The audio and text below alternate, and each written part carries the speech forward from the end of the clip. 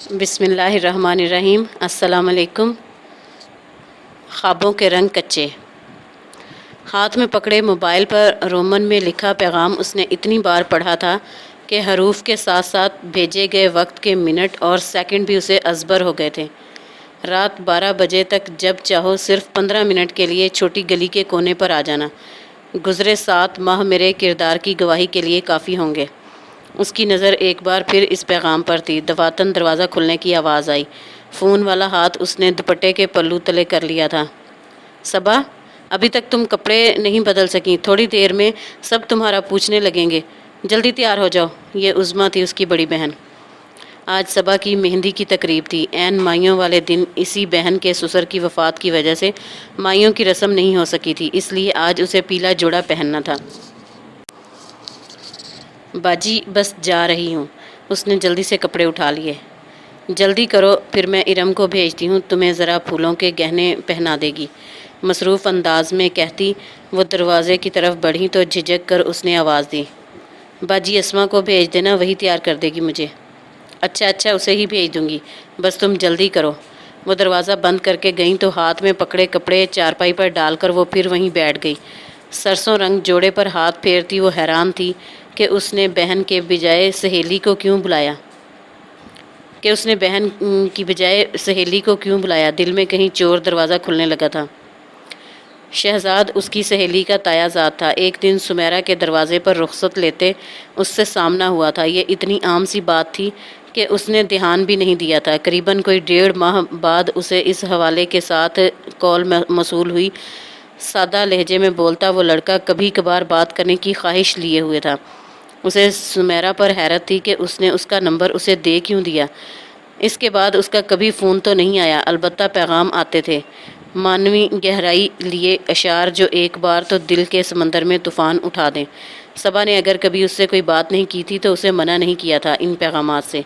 दिल में अजीब अजीब ख्वाहिशें सर उठाती थीं, पर उसका दिल छुपे ताल्लुकात से डरता भी था। ख़ुद वो इसरार नहीं करता था बात पर, लेकिन उसके अशार का चुनाव उकसाता था। धीमी आंच पर उसके जज्बात गरमाता। कभी वो सामने भी नहीं आया था। जिस मुलाकात का उसने हवाला दिया था, सबा के जहन में उसका सियाको सबाक तो था, पर ख़ुद वो नहीं। अब अगर वो सबा के पास से भी गुज़र जाता तो वो उसे पहचान ना पाती, इसलिए ख्याली बेरुखी सी शबी उभर उभर कर मादूम हो जाती।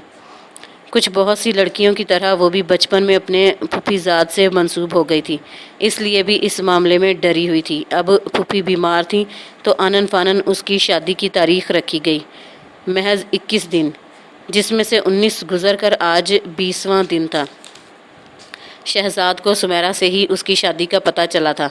तब से वो उससे मुसलसल बात करने की कोशिश में था। वक्त निकालना तो पहले भी आसान नहीं था और अब तो घर मेहमानों से भरा पड़ा था।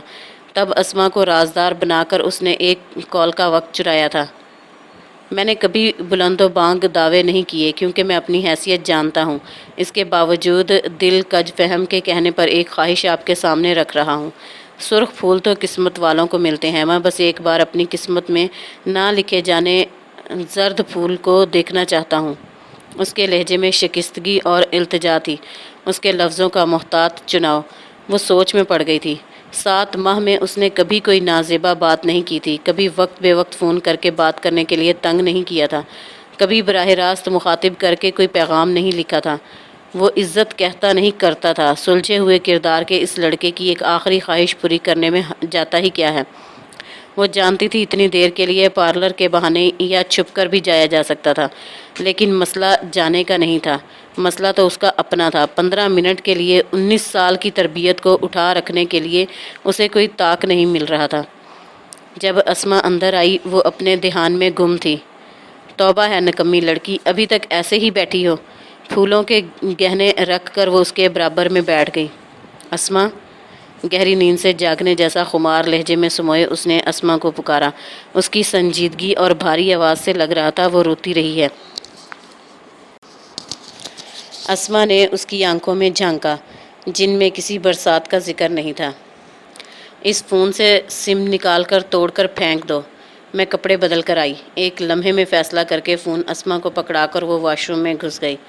बाप की इज़्ज़त, माँ की तरबियत, बहनों की मोहब्बत और भाई का मान, ایک 15 منٹ کی خاطر وہ ان سب کی قربانی نہیں دے سکتی تھی۔ کچھ دیر بعد وہ گھر کے آنگن میں سنگی ساتھیوں کے بیچ پوری عزت کے ساتھ بیٹھی ہاتھوں پر حنائی نقش و نگار بنوا رہی تھی، اور چھوٹی گلی کے کونے پر بیٹھا شہزاد مسلسل اس کے بند نمبر پر فون کرنے کے بعد ایک اور نمبر ملا کر کہہ رہا تھا، گاڑی واپس لے جاؤ، لگتا ہے اڑ گئی چڑیا، دیکھنے میں تو بڑی سیدھی لگتی تھی۔ ایک گندی گالی دے کر اد جلا سگریٹ پھینک کر کپڑے جھاڑتا اٹھ کر وہ اندھیرے میں گم ہو گیا۔ چند قدم دور صبا کے انتظار میں کھڑی گاڑی بھی اسے لیے بغیر واپسی کا سفر شروع کر چکی تھی۔